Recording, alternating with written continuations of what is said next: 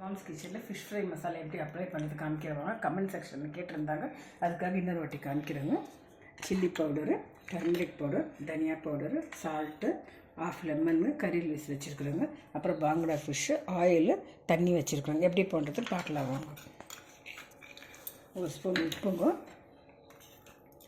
2 spoon தனியா பொடி, 1 spoon இது டர்மரிக் பவுடரு, 2 ஸ்பூன் மிளகா பொடி போட்டிருக்குறோங்க, கறி லீஃப் போட்டிருக்குறோங்க, லைம் பிழிஞ்சிருக்கோம், தண்ணி ஊற்றி கொஞ்சம் இது பண்ணிக்கலாம்.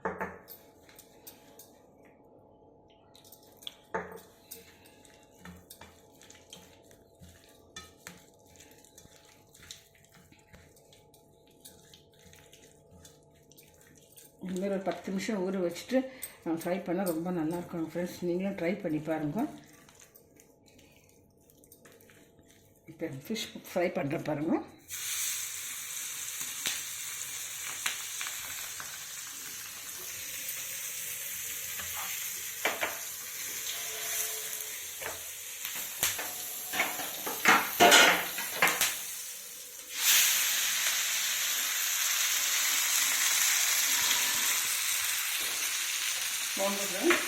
இது ரொம்ப டேஸ்டியாக இருக்குங்க. இது ஒரு 10 நிமிஷம் ஊற வச்சா போதும். அந்த கறி லீஃப் எல்லாம் போடுறதுனால மசாலாலாம் உள்ளே நல்லா இறங்கி இருக்குங்க. நீங்களும் ட்ரை பண்ணுங்க ஃப்ரெண்ட்ஸ். இந்த ஃபிஷ் ஃப்ரை எப்படி இருக்குதுன்னு சொல்லிட்டு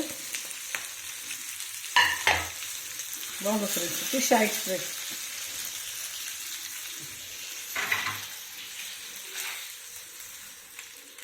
ஃபிஷ் ஃப்ரை ரெடி.